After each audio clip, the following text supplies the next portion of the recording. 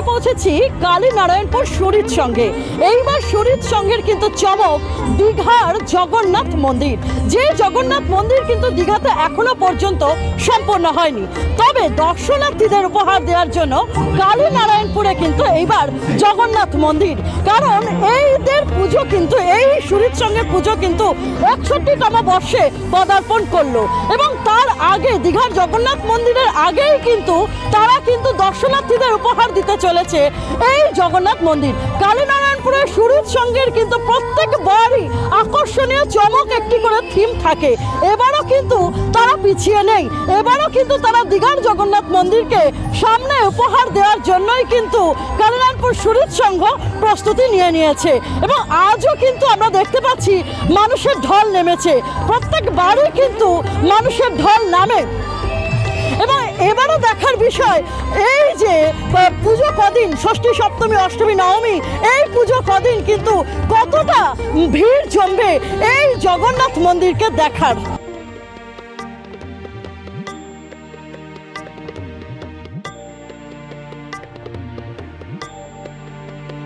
আমাদের কালীনারায়ণপুর শরীর সঙ্গের এবছরের পুজো 61তম বর্ষে পদার্পণ করেছে। আমরা এবার দীঘায় যে পশ্চিমবঙ্গ সরকারের পক্ষ থেকে জগন্নাথ দেবের যে মন্দির নির্মাণ হচ্ছে, সেই মন্দিরটাই আমরা এখানে করেছি, সেই আদলেই আমাদের মন্দির। দেখুন, আমরা বিগত দিনেও মানুষের আশা পূরণ করার মতনই চেষ্টা করেছি। এবারও আমরা আশা রাখছি যে বহু সংখ্যক মানুষ আমাদের এই মণ্ডপে আসবেন।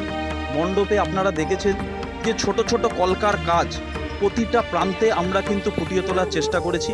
তা সেই দিকটাই আমরা লক্ষ্য রেখেছিলাম, যাতে করে মানুষরা যারা এখান থেকে দূর দূরান্ত থেকে আসবে তারা যাতে দেখে সেই জিনিসটা উপলব্ধি করতে পারে এবং উপভোগ করতে পারে, সেই দিকটাই আমরা লক্ষ্য রেখেছি। হঠাৎ দীঘার জগন্নাথ মন্দিরই কেন এখানে?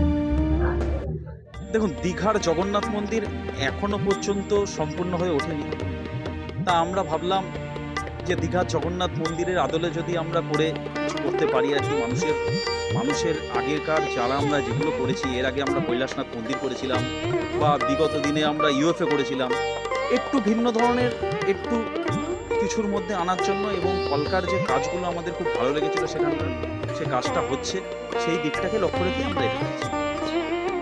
আমরা কিন্তু শুনে নিলাম যে এই কালীনারায়ণপুরের শরীর সঙ্গে পুজো উদ্যোক্তা ধীমান ভট্টাচার্যের কাছে যে তারা কি জানালেন। কারণ তারা জানালেন যে দীঘার যে মন্দির, জগন্নাথ মন্দির, তা কিন্তু এখনো পর্যন্ত কমপ্লিট হয়নি।